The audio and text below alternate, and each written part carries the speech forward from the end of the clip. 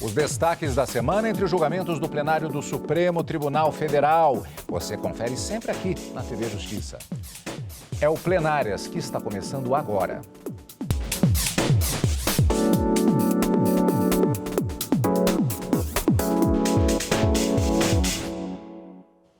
Hoje, com os principais momentos das sessões dos dias 13 e 14 de setembro de 2023. Karina, eu acho que não é nenhum exagero dizer que é uma semana histórica, porque nós tivemos, na verdade, não duas, mas 4 sessões plenárias, convocação extraordinária, exatamente para o julgamento das primeiras ações relacionadas, ações penais, diga-se de passagem, relacionadas ao dia 8 de janeiro. E já temos decisões, temos condenações. Exatamente. Das 4 ações penais que estavam pautadas para julgamento nessa semana, em que, excepcionalmente, nós tivemos 4 sessões plenárias, não é, Cadu? 2 extraordinárias pela manhã e as 2 que comumente a gente acompanha aqui no Supremo Tribunal Federal, nós tivemos 3 ações concluídas com 3 condenações, como você falou. Os ministros puderam se debruçar sobre os fatos envolvendo pelo menos 3 réus, mas com uma certeza: essa é apenas a ponta do iceberg dessas várias investigações que culminaram no recebimento de pelo menos 1.345 denúncias aqui no Supremo Tribunal Federal.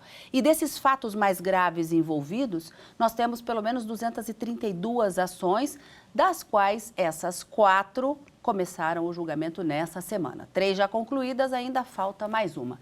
Karina, e as outras mais de 1.000 ações penais, denúncias que foram recebidas já pelo Supremo? O que acontece?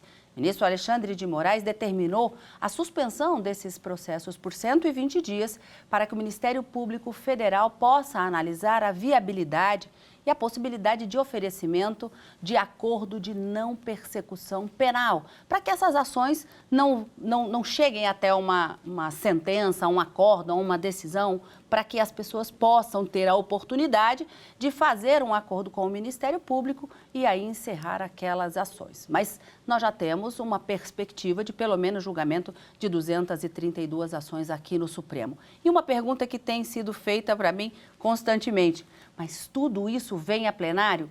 Vamos aguardar. Os ministros julgaram apenas 3 dessas 4, como a gente falou. Como vai ser essa dinâmica? A princípio, a gente entende que deve vir a plenário, porque é o plenário do Supremo Tribunal Federal, já de algum tempinho para cá, desde a presidência do ministro Luiz Fux, o julgamento das ações penais, que antes eram realizados nas turmas, voltou para julgamento no plenário da Suprema Corte.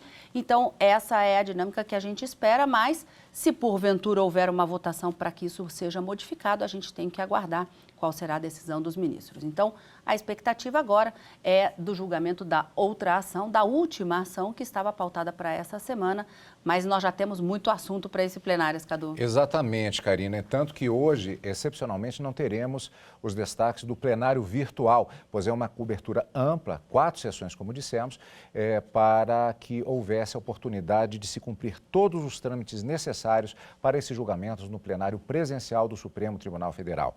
Na manhã da quarta-feira, dia 13 de setembro, aconteceu então a sessão plenária extraordinária do STF, que deu início ao julgamento das ações contra os primeiros acusados de participarem dos atos antidemocráticos de 8 de janeiro. A repórter Carolina Chaves acompanhou a primeira fase desse julgamento. O ministro Alexandre de Moraes, antes de apresentar o relatório, relembrou como foi a invasão dos prédios dos 3 poderes. Ressaltou as palavras da presidente do Supremo, ministra Rosa Weber, ao avaliar o prejuízo logo após as primeiras horas dos atos antidemocráticos. E a promessa que estaria tudo restabelecido para a abertura do ano judiciário em fevereiro. Além de reconstruir administrativamente e fisicamente esse plenário e o Supremo Tribunal Federal, como disse, Vossa Excelência deu todas as condições para que pudéssemos, como determina a Constituição, como determina a legislação, garantir o devido processo legal a todos aqueles que foram presos, indiciados e denunciados pelo Ministério Público. No dia 8 de janeiro, 243 pessoas foram presas em flagrante dentro dos prédios públicos e na Praça dos Três Poderes. Na sequência, dia 9 de janeiro, 1.927 pessoas foram conduzidas à Academia Nacional de Polícia.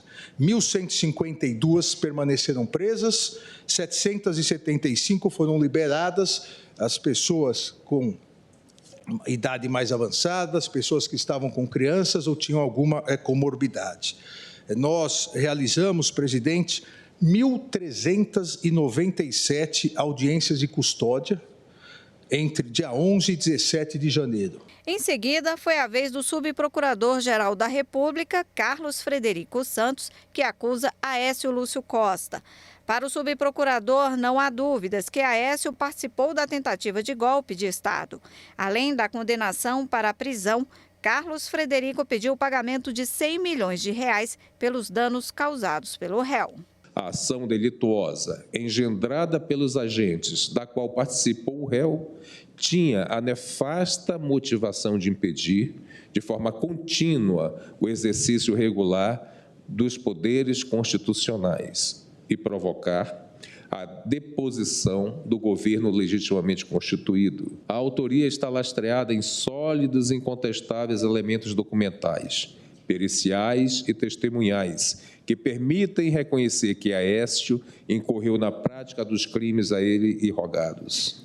O advogado Sebastião Coelho da Silva, em defesa de Aécio Lúcio Costa, afirmou que o Ministério Público deveria apontar os atos praticados pelo réu e que não há provas da participação do acusado nos atos antidemocráticos. Caberia ao Ministério Público, data vênia, dizer a missão do Aécio foi esta. A citação dos 300 e poucos reais que ele fala que doou, na verdade, nada mais fez do que pagar a sua passagem para vir a Brasília. Não há nos autos nenhuma prova que a Aécio tenha recebido um centavo de qualquer pessoa, que tenha passado um centavo para qualquer pessoa. Na tarde do mesmo dia 13, quarta-feira, o julgamento foi retomado com o voto do ministro relator Alexandre de Moraes e do revisor Nunes Marques. A repórter Marta Ferreira acompanhou e conta pra gente. A primeira ação penal em julgamento foi contra Aécio Lúcio Costa Pereira, preso por participar da invasão e depredação das sedes dos Três Poderes no dia 8 de janeiro.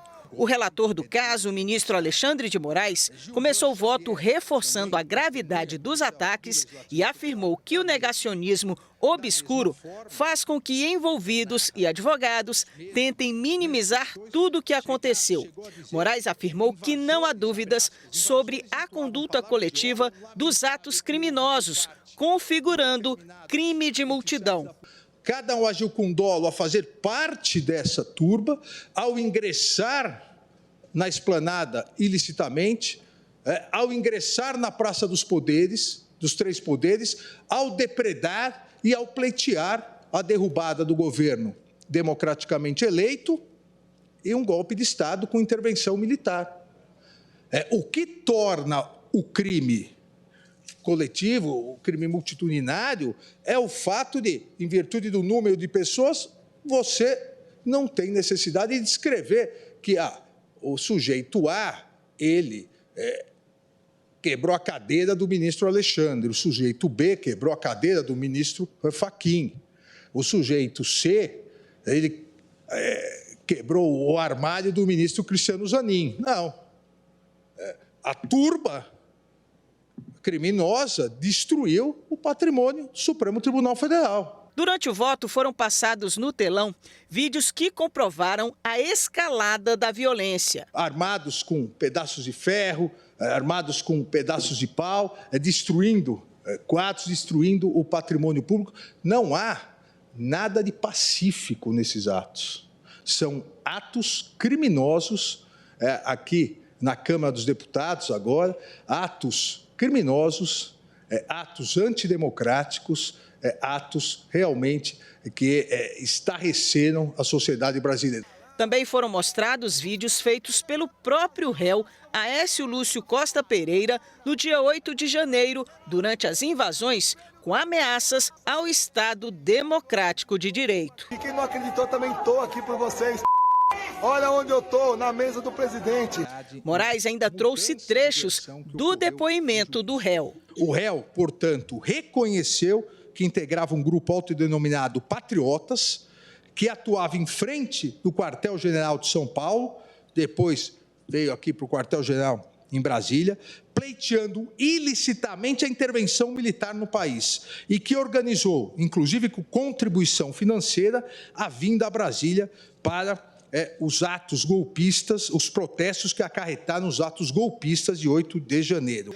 Assim, Moraes votou por condenar o réu Aécio Lúcio Costa Pereira por crimes cometidos durante os ataques golpistas do dia 8 de janeiro.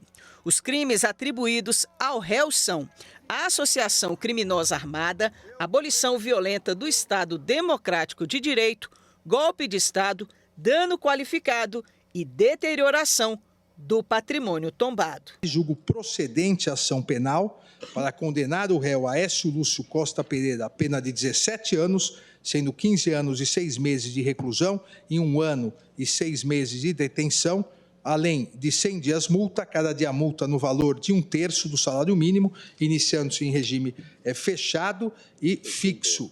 Aqui o valor do dano moral coletivo, solidário entre todos os condenados, em 30 milhões de reais. Já o ministro revisor Nunes Marques divergiu em parte do relator. Ele entende que o réu seja condenado por apenas 2 dos 5 crimes: dano qualificado e deterioração do patrimônio público. Para o ministro, não há elementos suficientes que configurem os crimes de associação criminosa, golpe de Estado e abolição violenta do Estado Democrático de Direito. No caso em exame, não se demonstrou emprego de violência ou grave ameaça contra nenhum dos representantes dos poderes da República, em ordem a caracterizar uma tentativa material idônea de abolição do Estado Democrático de Direito, mormente porque as invasões dos prédios públicos se deram em um domingo, 8 de janeiro de 2023, em período de recesso parlamentar, de recesso do Poder Judiciário, e em um momento no qual, sabidamente, os representantes do Executivo também não se encontravam em atividade. Tampouco há elemento indiciário, por menor que seja, da prática de qualquer ato de violência ou grave ameaça contra algum agente político, representante de um dos poderes da República, nem mesmo contra algum membro do corpo de servidores que exerce atividade e meio para o exercício das competências inerentes a cada um desses poderes, com aptidão real para alcançar o objetivo de abolir o Estado Democrático de Direito. Esse julgamento é referente apenas ao réu Aécio Lúcio Costa Pereira. Cada ação será julgada individualmente. Na sequência, estão as ações penais contra outros 3 réus: Tiago de Assis Matar, Moacir José dos Santos e Mateus Lima de Carvalho Lázaro. Ao todo, deverão ser analisadas no plenário 232 ações penais contra réus acusados dos crimes mais graves nos atos antidemocráticos. Pois é, tem muita coisa para a gente falar ainda, mas aqui rapidamente, Karine, então vamos a 2 pontos específicos. Muita gente tem se perguntado por que o julgamento no Supremo de pessoas comuns, digamos assim. E a segunda pergunta também, que saiu muito durante essa semana de julgamentos, a questão do crime multitudinário. Então, falando um pouquinho dessas 2 questões. Olha só, Cadu, essas foram exatamente as 2 questões preliminares que foram levantadas pela defesa para que o processo fosse arquivado, vamos dizer assim. Então, vamos começar pelo mais fácil, o crime multitudinário ou chamado crime de multidão, que a gente ouviu durante o julgamento. A defesa alegava que a denúncia feita em relação a Aécio, e as outras também falavam, de que ela não teria cumprido aqueles requisitos previstos na lei para que a denúncia pudesse ser recebida, porque ela era genérica e abrangia muitos fatos. Então, o Ministério Público e o ministro Alexandre de Moraes, junto com a maioria que se formou, entendeu que essa preliminar não deveria prevalecer, porque num crime de multidão não tem como especificar exatamente a conduta de cada um deles nos pormenores, porque é um crime envolvendo muita gente.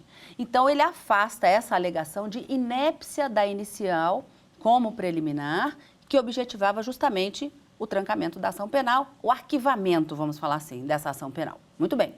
Nessa preliminar, ficou afastada por maioria de votos e também por maioria de votos, os ministros acabaram entendendo que, sim, é competência do Supremo julgar todas essas ações não obstante, nós tenhamos aqui cidadãos comuns sendo processados e julgados. Karina, mas eles não deveriam ser julgados lá na primeira instância por um juiz, ter direito ao grau recursal, ir para a segunda instância, Tribunal Superior e até chegar no Supremo?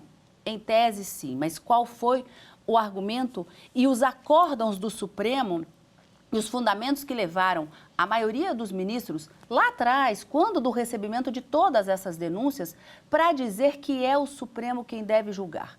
O argumento foi de que não só essas pessoas comuns estariam envolvidos nesses atos de invasão e depredação dos 3 prédios dos poderes aqui em Brasília, Supremo Tribunal Federal, Congresso Nacional e Palácio do Planalto, mas também autoridades que, de acordo com a Constituição, em casos de suspeitas de crime, eles devem ser processados e julgados originariamente aqui no Supremo. Então, os ministros entenderam que, como nesses atos estariam envolvidos outras pessoas, como deputados federais, senadores e outras autoridades, que têm o que a gente chama prerrogativa de foro no Supremo, todos esses fatos e provas que estão interligadas entre alguns inquéritos devem ser julgados aqui no Supremo Tribunal Federal, justamente para evitar distorções de decisões. Então, essas pessoas comuns como Aécio está sendo julgada no Supremo, não porque o Supremo quer julgar, não, é porque há um fundamento e uma justificativa e nós temos autoridades envolvidas cujo juiz natural é o Supremo Tribunal Federal. E é por essa razão que o processo continua no Supremo. Ainda tem muita coisa hoje. Vamos para o intervalo. Daqui a pouquinho a gente volta com mais detalhes da cobertura do julgamento das ações penais do 8 de janeiro no Supremo Tribunal Federal. Um instante só aqui na TV Justiça.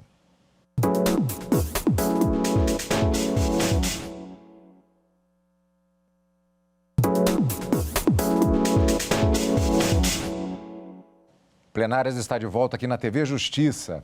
Sessão da manhã da quinta-feira, dia 14 de setembro. Os ministros do STF condenaram o primeiro réu dos atos antidemocráticos de 8 de janeiro, Aécio Lúcio Costa Pereira, por 5 crimes, incluindo o golpe de Estado. A repórter Carolina Chaves acompanhou o julgamento aqui no Supremo Tribunal Federal e traz as informações. O segundo dia de julgamento foi retomado com o voto do ministro Cristiano Zanin. O ministro divergiu em parte do relator. Zanin levou em conta que Aécio não tem antecedentes criminais e votou para condenar o réu a um total de 15 anos, divididos entre reclusão e detenção, e que Aécio deve permanecer preso. Totalizo a pena privativa de liberdade definitivamente em 15 anos, sendo 13 anos e 6 meses de reclusão e 1 ano e 6 meses de detenção, devendo a primeira ser executada inicialmente na linha do artigo 69 do Código Penal. Em seguida, foi a vez do ministro André Mendonça, que condenou o réu a uma pena de 7 anos e 1 mês de reclusão. Mendonça seguiu o relator em determinar o pagamento de 30 milhões de reais por danos morais.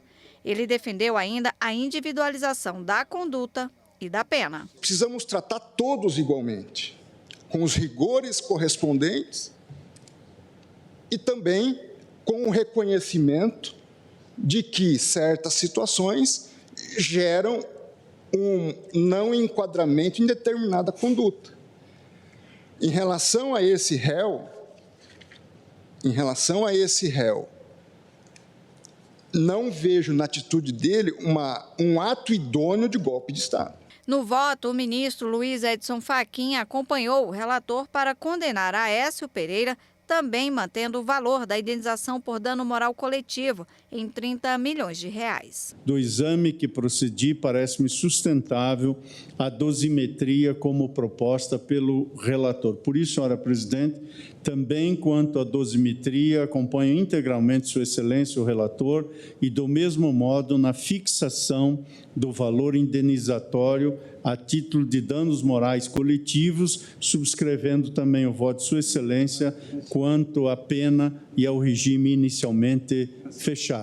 O ministro Luiz Roberto Barroso também defendeu a condenação individual e divergiu do relator, retirando a condenação pelo crime de abolição violenta do Estado Democrático de Direito. De modo que, ao final, a minha dosimetria, presidente, ela corresponde à dosimetria feita pelo eminente relator, apenas deduzida a condenação pelo crime de abolição violenta do Estado Democrático de Direito, o que, portanto, no meu caso, reduz a pena para 10 anos de reclusão e 1 ano e 6 meses de detenção, e acompanho o relator relativamente à aplicação da multa. Os ministros Dias Toffoli, Luiz Fux, Carmen Lúcia, Gilmar Mendes e a presidente do Supremo, ministra Rosa Weber, acompanharam integralmente o relator. Não se pode banalizar um episódio que fez com que a população, em manifesto desrespeito às instituições, sem freios e sem limites, invadissem e depredassem todos os poderes da República. Atos dessa natureza não têm nada de uma simples fanfarronada de todos e são elas que podem levar ao surgimento de ditaduras que se perpetuam no tempo. Golpes de Estado fazem parte da linguagem política e do repertório de ações que estruturam o mundo, exatamente o mundo antidemocrático, o mundo ditatorial. Não há esse direito.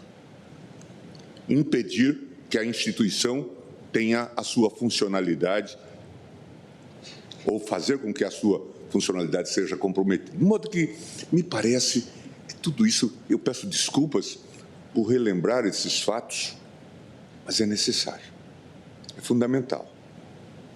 Porque é esse o contexto, é a moldura mais ampla que nos permite analisar este caso. Registro que o fato dele ter sido flagrado individualizadamente nas dependências do Congresso Nacional, no exato momento em que praticadas as ações depredatórias às suas instalações, conflui com a associação criminosa multitudinária descrita na denúncia e com os propósitos por ela perseguidos. Por maioria, Aécio Lúcio Costa Pereira foi condenado a 17 anos de prisão, sendo 15 anos e 6 meses de reclusão e 1 ano e 6 meses de detenção, além de multa. Aécio ainda foi condenado ao pagamento de 30 milhões de reais por dano moral coletivo de forma solidária. Isso quer dizer que todos os réus que forem condenados serão responsáveis em conjunto para o pagamento desse valor. O plenário considerou que Aécio Lúcio Costa Pereira praticou os crimes de associação criminosa armada, abolição violenta do Estado Democrático de Direito, tentativa de golpe de Estado, dano qualificado pela violência e grave ameaça com substância inflamável contra o patrimônio da União e deterioração de patrimônio tombado. Lembrando, tivemos sessão na manhã da quarta-feira, na tarde da quarta-feira, na manhã da quinta-feira e na sessão da tarde da quinta-feira, dia 14 de setembro, os ministros do Supremo condenaram o segundo réu por participação nos atos antidemocráticos de 8 de janeiro. A pena estabelecida para Tiago Matar foi de 14 anos de prisão, como mostra a repórter Marta Ferreira. A segunda ação penal é contra Tiago de Assis Matar. Ele foi preso no dia 8 de janeiro por depredação no Palácio do Planalto. Tiago de Assis Matar veio de São Paulo a Brasília dia antes dos atos antidemocráticos. Ele responde pela prática de associação criminosa armada, abolição violenta do Estado Democrático de Direito, golpe de Estado, dano qualificado pela violência e grave ameaça com emprego de substância inflamável contra o patrimônio da União e com considerável prejuízo para a vítima e deterioração de patrimônio tombado. O julgamento começou com a apresentação do relatório do ministro Alexandre de Moraes.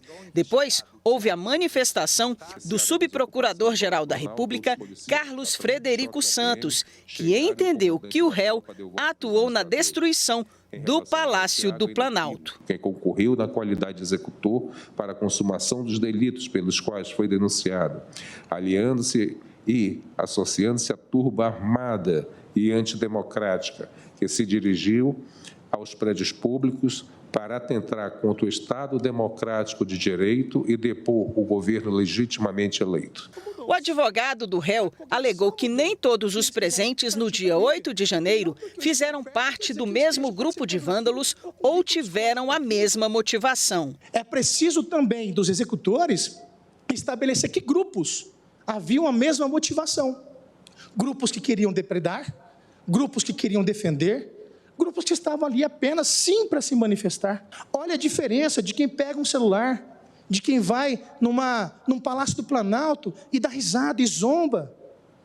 Não teve palavras de baixo calão, não teve tentativa de se mostrar, de se aparecer, pelo contrário. Quando ele viu para onde descambou tudo, o que demonstra que não havia liame subjetivo entre ele e aquela balbúrdia toda, ele se afasta e tenta ajudar quem estava ali passando mal com o efeito do gás. Para o relator, ficou comprovada a participação direta do réu nos atos antidemocráticos. Está comprovado pelo teor do seu interrogatório, pelos depoimentos e testemunhas arroladas pelo Ministério Público, pelas conclusões também do interventor federal sobre aquela sequência e outros elementos informativos, pelo laudo elaborado pela Polícia Federal, que Tiago de Assis Matar integrava grupo que se dirigiu de Penápolis e se encontrou no quartel-general do Exército de São José do Rio Preto, que buscava, em claro atentado à democracia e ao Estado de Direito, a realização de um golpe de Estado com decretação de intervenção das Forças Armadas e como participante, integrante dessas caravanas golpistas que estavam no acampamento ou se dirigiam para se organizar dentro dos acampamentos dos quartéis generais do Exército, naquele fim de semana, para invadir os prédios públicos, na Praça dos Três Poderes, com emprego de violência ou grave ameaça, tentou abolir o Estado democrático de direito, visando impedir ou restringir o exercício dos poderes constitucionais, tudo para depor o governo legitimamente eleito, com uso de violência e por meio da depredação do patrimônio público e ocupação dos edifícios sede dos três poderes. Assim, Moraes votou pela condenação do réu pelos 5 crimes apontados pela PGR, com pena de 14 anos, além de multa e indenização por danos morais coletivos. O relator explicou que a pena proposta é menor do que a fixada para Écio Lúcio Costa Pereira, porque Tiago Matar não postou mensagens em redes sociais incitando outras pessoas. Já o ministro Nunes Marques, revisor da ação penal, divergiu em parte do relator, mas a maioria do plenário seguiu o voto do ministro Alexandre de Moraes pela condenação do réu. E ainda na mesma sessão do dia 14, quinta-feira à tarde, o plenário do STF encerrou o julgamento da terceira ação penal dos atos antidemocráticos do dia 8 de janeiro. Matheus Lima de Carvalho foi condenado a 17 anos de prisão. Carolina Chaves. Na terceira ação penal analisada pelo plenário do STF, Matheus Lima de Carvalho Lázaro, que transmitiu a invasão aos prédios dos três poderes pelas redes sociais, foi condenado por maioria pelos crimes de associação criminosa, golpe de Estado, abolição violenta ao Estado Democrático de Direito, tentativa de golpe de Estado, dano qualificado pela violência e grave ameaça contra o patrimônio da União e deterioração de patrimônio tombado. O relator, ministro Alexandre de Moraes, determinou a prisão de Matheus por 17 anos, sendo 15 anos e 6 meses de reclusão e 1 ano e 6 meses de detenção, além de multa. Matheus também vai ter que contribuir com o pagamento de 30 milhões de reais por dano moral coletivo. Os 3 casos têm acentuado a culpabilidade. Aqui a culpabilidade parece extremamente idêntica ao primeiro caso, com as quatro condições do artigo 59, circunstâncias judiciais negativas, conduta social, culpabilidade dentro da culpabilidade, motivos para a prática delituosa, circunstâncias do crime. Dessa forma, presidente, eu aqui na dosimetria, aplico a idêntica dosimetria do primeiro caso. O ministro Nunes Marques divergiu do relator e absolveu Mateus dos crimes de associação criminosa, golpe de Estado e abolição violenta ao Estado Democrático de Direito, determinando uma pena de 2 anos e 6 meses de prisão, além da multa. A tese do relator tem sustentação e eu acolhi para condenar, não só no dano, como de depredação ao patrimônio público. Então, da mesma forma que eu fiz no primeiro processo, eu faço da mesma forma e com a mesma parte dispositiva do processo julgado na parte, foi concluído na parte da manhã. É assim como voto, senhora presidente. O ministro Cristiano Zanin acompanhou o relator quanto à condenação pelos 5 crimes, mas defendeu uma pena menor. Tudo calculando, somado, daria 11 anos de pena.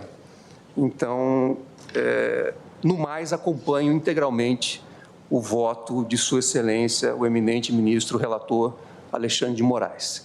O ministro Luiz Roberto Barroso também absolveu o réu quanto ao crime de abolição violenta do Estado Democrático de Direito e propôs uma pena menor. Acompanhando o ministro Alexandre de Moraes, apenas divergindo no tocante à abolição violenta do Estado Democrático, que, como disse anteriormente, entendo que havia sido englobado pelo crime de golpe de Estado. De modo que da pena do ministro Alexandre eu estou deduzindo 4 anos e 6 meses. Os ministros Edson Fachin, Carmen Lúcia, Luiz Fux, Gilmar Mendes, Dias Toffoli e Rosa Weber acompanharam integralmente o relator. Nenhum julgador tem alegria em condenar. E eu, pessoalmente, sinto isso. E cada vez que tenho que emitir um juízo condenatório, sofro com isso. Mas nós temos que fazer. Foi dito e é verdade. É a nossa tarefa. São 1.300 ações, 1.365, vamos julgá-las. Entendo comprovadas materialidade e autoria, voto por acompanhar o eminente ministro relator na condenação. Eu julgo procedente a presente ação e na dosimetria eu também detalho cada um dos, tal como já foi feito aqui pelo ministro relator, cada um dos casos, como avalio as circunstâncias judiciais, como aplico e conclui exatamente da mesma forma e com a mesma pena fixada, regime também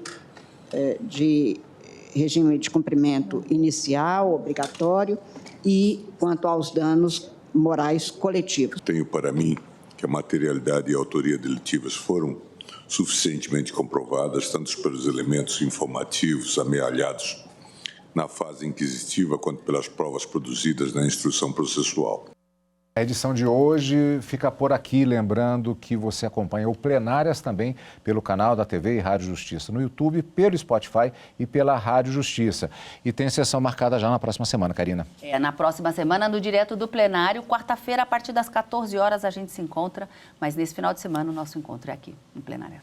E lembrando que a sessão é transmitida ao vivo no nosso canal do YouTube e que o nosso @ é @Rádio e TV Justiça. Como sempre, obrigado pela companhia. E continue conosco na TV Justiça.